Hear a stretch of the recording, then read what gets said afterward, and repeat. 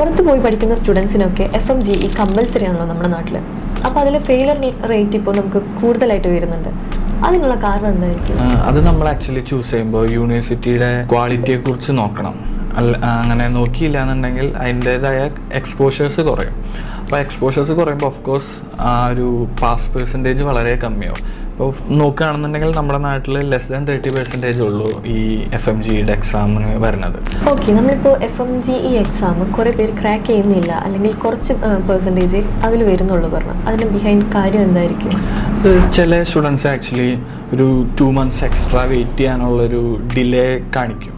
അതായത് പെട്ടെന്ന് അഡ്മിഷൻ എടുത്ത് പെട്ടെന്ന് പോവുക എന്നുള്ളൊരു പ്ലാനിൽ. ഒരിക്കലും അങ്ങനെ ചെയ്യാണ്ടിരിക്കുക. അതുമാതിരി എക്സാമിന് ലേറ്റായിട്ട് പ്രിപ്പറേഷൻസ് സ്റ്റാർട്ട് ചെയ്യുക. ഇത് രണ്ടും കൊണ്ടും ഈ സ്റ്റുഡൻസ് ചെയ്യുന്ന മെയിൻ മിസ്റ്റേക്സ് ആണ്. ലാസ്റ്റ് ഇയർ കഴിഞ്ഞ് നാട്ടിൽ പോയി കഴിഞ്ഞിട്ട് നമുക്ക് പ്രിപ്പയർ ചെയ്യാം എന്നുള്ളൊരു പ്ലാൻസ് വരും. ഒരിക്കലും അങ്ങനെ ചെയ്യാണ്ടിരിക്കാൻ നോക്കുക. അവരുടെ സക്സസിന് വേണ്ടി നമുക്ക് എന്തായിരിക്കും ചെയ്യാൻ പറ്റുന്നത്? ഫസ്റ്റ് തിങ്, നമ്മൾ ചൂസ് ചെയ്യുന്ന യൂണിവേഴ്സിറ്റി, ചൂസ് ചെയ്യുന്ന കൺട്രി, അവരുടേതായ പാസ് പെർസെൻറ്റേജ് ഉള്ള ഈച്ച് കൺട്രീസ് അല്ലെങ്കിൽ ഈച്ച് യൂണിവേഴ്സിറ്റീസിന് ഈ ഒരു ഇതുണ്ട്. For example Georgia, Philippines, Nepal, Bangladesh അങ്ങനെയുള്ള കൺട്രീസിൽ കുറച്ചും കൂടെ ഈസിയാണ് ടു പാസ് ആൻ FMGE.